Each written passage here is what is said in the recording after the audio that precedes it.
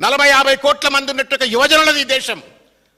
వాళ్ళ యొక్క నిర్మాణాత్మకమైన పాత్ర వల్లనే భారతదేశం బాగుపడుతుంది.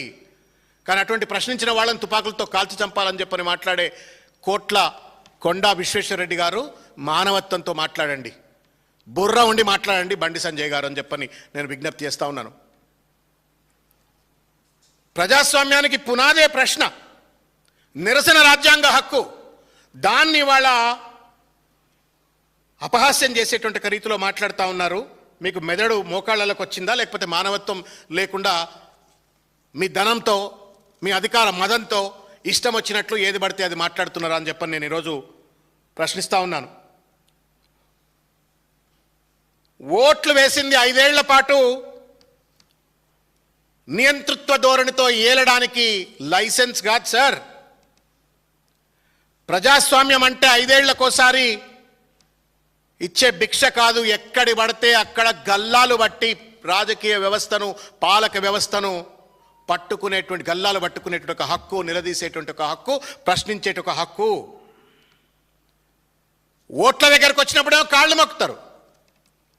కానీ వాళ్ళ మౌలిక హక్కుల కోసం, న్యాయం కోసం వాళ్ళు పోరాటం చేస్తే దేశద్రోహులు అని చెప్పని వాళ్ళ బీజేపీ ముద్ర వేస్తూ ఉంది. ఒక పక్కనేమో చర్చలు చేస్తారు, ఒక పక్కనేమో రాజీనామాలు చేస్తారు, మరో పక్కనేమో సోయి తప్పినటువంటి రీతిలో కేంద్ర మంత్రులు, కేంద్రంలో ఉన్నట్టుగా పార్లమెంట్ సభ్యులు మళ్ళీ వాళ్ళ మీడియా వర్గాలు ఇష్టం వచ్చినట్టుగా వాళ్ళను దేశద్రోహులుగా ముద్ర వేస్తారు. ఇది ఎక్కడ న్యాయం అని చెప్పని వాళ్ళు నేను ప్రశ్నిస్తూ ఉన్నాం. ఒకటే విషయం, అధికార మదం, డబ్బహంకారం శాశ్వతం కాదు. ఇవాళ ఈ దేశానికి ఒక సరికొత్త దిశ విద్యార్థి లోకం చూపెట్టింది. మొన్న పాలకులేసే ఎంగిలి మెతుకులకో అణిచివేతకో భయపడి లొంగేటువంటి ఒక తరం కాదు, ప్రశ్నించే తరం అని చెప్పని నిలబడ్డటువంటి ఒక యువతను దేశద్రోహులు అంటే తరిమి కొడతారు అనే విషయాన్ని కొండా విశ్వేశ్వరరెడ్డి గారు కానీ, బండి సంజయ్ గారు కానీ, లేకపోతే వాళ్ళ తొత్తులు కానీ దయచేసి అర్థం చేసుకోవాలని చెప్పని నేను కోరుతా ఉన్నాను. నేను చివరిగా ఒక విషయం అడగదలుచుకున్నా. బండి సంజయ్ గారు చాలా కీలకమైన అంశం ఇది. బండి సంజయ్ గారు, కొండా విశ్వేశ్వరరెడ్డి గారు, ఇంకెవరైనా పెద్దలైనా సరే, ఇది పూజనీయ మోహన్ భాగవత్ గారి యొక్క ట్వీట్. ఇది వారు మాంగళ్య సభలో మాట్లాడిన ఒక మాటలను ఏఎన్ఐ వాళ్ళు ట్వీట్లో ఇచ్చినటువంటి ఒక అంశం ఇది. గౌరవనీయ మోహన్ భాగవత్ గారు మాట్లాడినటువంటి ఒక మాట ఏంటంటే, వినాల బండి సంజయ్ గారు, కొండా విశ్వేశ్వరరెడ్డి గారు. RSS chief Mohan Bhagavat says, when we were young, it was an era of obedience. అంటే మేము చిన్న వయసులో ఉన్నప్పుడు it was an era of obedience.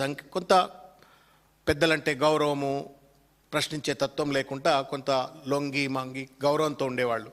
But that's not the case anymore. When we were young it was an era of obedience. That's not the case anymore.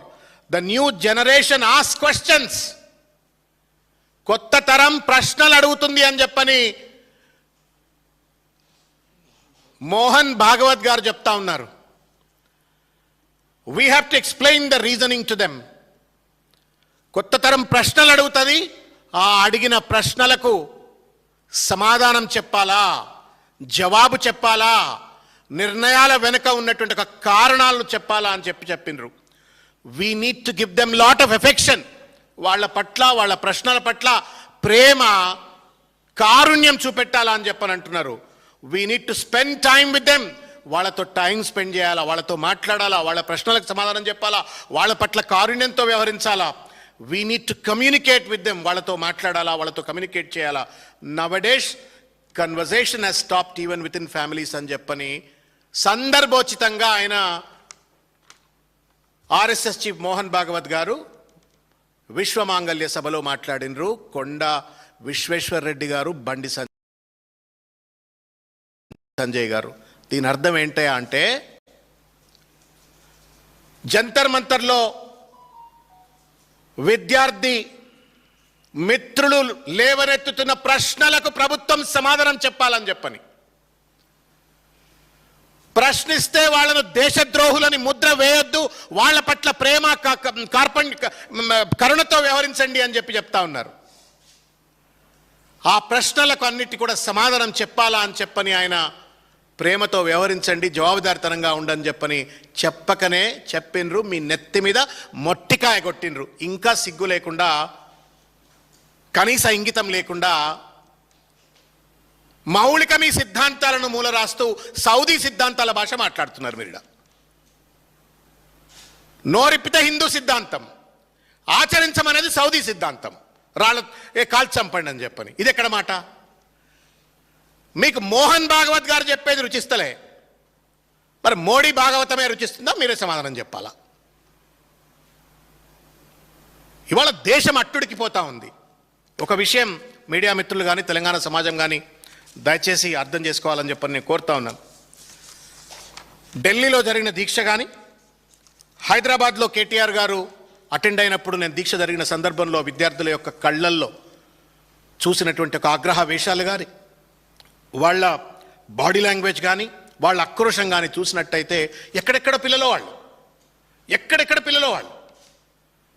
ఈ కొసకోళ్ళు ఆ కొసకోళ్ళు, ఈ కాలేజీలు ఆ కాలేజీలు ఎట్లొచ్చిండ్రు అంటే ధర్నా అవుతుందట, మేము వస్తాము అని చెప్పని. ఇవాళ అక్కడ జరిగినటువంటి ఒక దీక్ష కేవలం ఢిల్లీలో కానీ హైదరాబాద్లో కానీ దేశవ్యాప్తంగా జరిగిన ఒక దీక్ష. It's not just about NEET. ఇది కేవలం నీట్కు వ్యతిరేకంగానే కాదు, సంవత్సరాల కొద్దీ అణచివేతకు గురవుతున్నటువంటి ఒక విద్యార్థులు గళమెత్తి ఇవాళ పాలక పక్షాన్ని ప్రశ్నిస్తున్నటువంటి ఒక పరిస్థితి. మొత్తం రాజకీయ వ్యవస్థ యొక్క వైఫల్యాన్ని ఎత్తి చూపుతా ఉన్నారు. పరిపాలనా వ్యవస్థలో ఉన్నటువంటి లోపాలను ఎత్తి చూపుతా ఉన్నారు. న్యాయ వ్యవస్థే కాక్రోచ్లు అని చెప్పని విద్యార్థి మిత్రులను అవమానపరుస్తుంటే మేం కాక్రోచ్లమని రోడ్డు మీదకి వచ్చి న్యాయ వ్యవస్థను నిలదీస్తున్నటువంటిది. అంటే రాజ్యాంగానికి ఉన్నటువంటి ఒక మూల స్తంభాలైనటువంటి ఒక policy maker, policy executive and judiciary, మూడు స్తంభాలను, ప్రజాస్వామ్యం మూడు స్తంభాలను ప్రశ్నిస్తూ ముక్కు పచ్చలారని పిల్లలు రోడ్ల మీదకి వచ్చి వాళ్ళు ప్రశ్నిస్తుంటే ఆ ప్రశ్నలకు స్వాలంబనతో, సానుకూలంతో, ఆత్మీయతతో సమాధానం చెప్పాల్సింది పోయి వాళ్ళని పట్టుకొని దేశద్రోహులు అని చెప్పని ముద్ర వేయటం కొండా విశ్వేశ్వరరెడ్డి గారు తగదు మీకు ఇది. బండి సంజయ్ గారు మీకు తగదిది. ఇది ఢిల్లీలో బీజేపీకి ఒక న్యాయం, హైదరాబాద్లో బీజేపీకి ఒక న్యాయం తగదు. తప్పనిసరిగా కొండా విశ్వేశ్వరరెడ్డి, బండి సంజయ్, ఇంకా ఎవరైనా పెద్దలు ఇటువంటి చిల్లర మల్లర మాట్లాడినట్టయితే తగిన మూల్యం చెల్లించక తప్పదు. మీరు బేషరతుగా విద్యార్థి సమాజానికి క్షమార్పణ చెప్పాలా అని చెప్పని డిమాండ్ చేస్తూ ధన్యవాదాలు.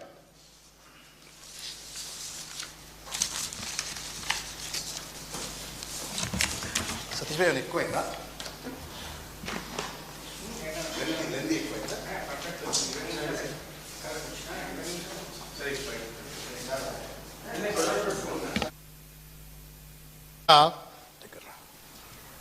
మీడియా మిత్రులకు, అదేవిధంగా 50 మంది